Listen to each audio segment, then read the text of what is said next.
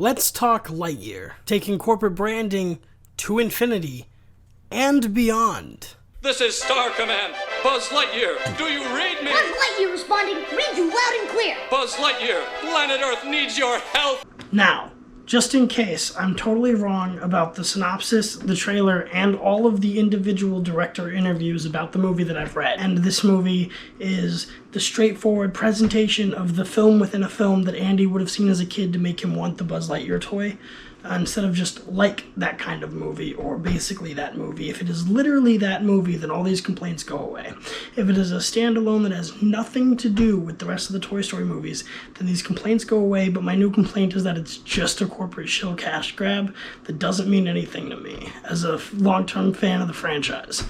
Angus MacLane has been working on Toy Story since pretty much the beginning. One of the first things he did as an animator and as a concept designer at Pixar was design Zurg. When he started animating, he became pretty well known for some spastic clips of Buzz Lightyear from Toy Story 2, so he's definitely the right guy to make a Buzz Lightyear movie. I just hope that the marketing hasn't once again created a bunch of undue outrage for a product that would otherwise be good if a company weren't trying so hard to sell it to as many people as possible under false pretenses. Buzz Lightyear! The world's greatest superhero, now the world's greatest toy!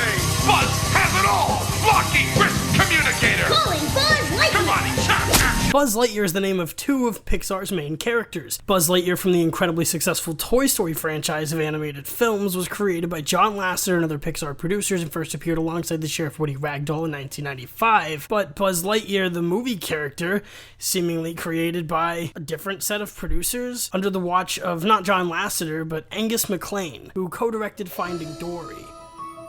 Who is Buzz Lightyear the human being, and who is Buzz Lightyear the toy? And what's going on with this new Lightyear movie? There exists a sixth dimension beyond that which is known to you two. It is a dimension that's disconnected from your stupid bullshit. What's that? A train. Quick, look out. It's headed to the Rilone Zone. Buzz is clearly named after Buzz Aldrin, but that wasn't always the case. Originally, he was named Lunar Larry and was loosely based on a Tin Drummer toy from John Lasseter's 1988 short animation, Tin Toy. The studio searched through all kinds of space terms. You can't just add a sci-fi word to a car word and hope it means something. Looks like something's wrong with the microverse battery. As well as astronauts' names, and Lightyear came up, and everyone loved the name Buzz Aldrin. So after splashing some bright green and purple, which were his and his wife's favorite colors, onto designs reminiscent of the Apollo crew, and borrowing the strong jaw of another famous Buzz Corey from Space Patrol, played by Ed Kimmer, John Lasseter created one of pop culture's most powerful and pervasive heroes, a metaphor for believing you can be more than you think possible, and, in equal measure, a metaphor for accepting when you're only human, or in Buzz the Toy's case, not even human.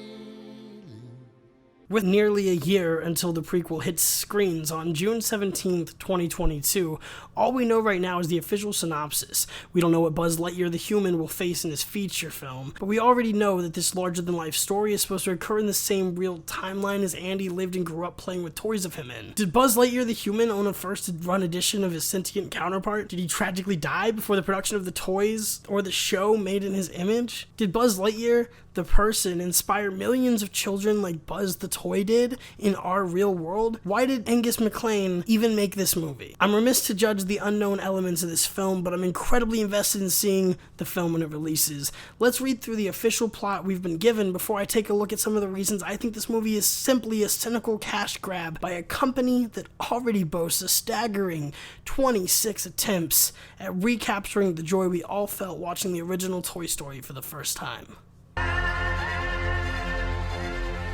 Lightyear is a sci-fi action adventure and the definitive origin story of Buzz Lightyear, voice of Chris Evans, the hero who inspired the toy. The film reveals how a young test pilot became the space ranger that we all know him to be today.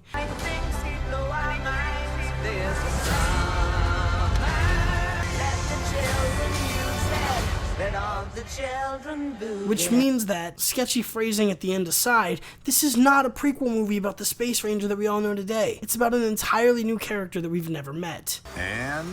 He says nothing in the first trailer. Instead, we hear a cover of Bowie's Starman while a test pilot flies past the sun? I'm sorry, but when is this movie taking place? Seriously, let's break this down. Toy Story takes place in a seemingly real world inhabited by people and, well, sentient toys, but it's always taken place in an undisclosed time when cowboy toys were starting to lose out to the new and improved Spaceman action figures. Lasseter saw his Buzz Lightyear as a sort of a G.I. Joe or He-Man figure, spun out of a Saturday morning toy show, meant to sell these kinds of figures to kids. But if this prequel movie is set in as futuristic of a setting as things appeared in the trailer, I don't understand Pizza Planet, I don't understand Sid's shirt, I don't understand Cowboy Camp, or, mind the pun, but I don't understand the buzz around the emergence of the Buzz Lightyear series and toys. The opening of Toy Story 2 sees the characters playing a Buzz Lightyear video game on an SNES equivalent game system controller with GameCube-esque graphics on the tube television they're playing it on.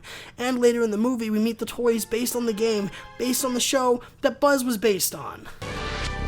This is clearly a timeline that suggests the characters lived vaguely between 1960 and 2000, but the new Lightyear movie has all the glamour and technology of a straightforward sci-fi like Interstellar or The Martian that takes place in a near future. The ship they show in the trailer is a full-on spaceship, but the toy box Buzz came in was famously shaped like an SSTO, straight shot to orbit vehicle, serving a different purpose entirely and certainly belonging to a different time than the Lightyear film. Strange how the box could end up so wrong if it's supposed to be based on the ship Buzz Lightyear, the human, has in this upcoming movie. This stuff is important, to people like me anyway. If these issues are somehow resolved in the script of the upcoming movie, then I'll take back a lot of my assertions, but right now it seems impossible that this is anything other than the most creatively bankrupt and nonsensical decision that Pixar has made yet. Think about it outside of the meta structure of the movie's plot. In conversations about the character, we now have to distinguish between Buzz Lightyear, who everyone has known about for 20 years, and the character of Buzz Lightyear, the actual person that the Buzz the toy tragically thinks he is, literally, initially, and again during his occasional mental breakdowns, before he realizes again that he's a toy, and is overcome with despair each time he realizes it. And I swear to God, if the ending features a cheeky scene where Buzz Lightyear, the human astronaut, is given, or holding, or photographed with a sentient being made in his image that is forced to pretend to not be alive while he's looking at him, well, that's a little bit more Rick and Morty than it is Toy Story. Thanks for watching The Rilone Zone.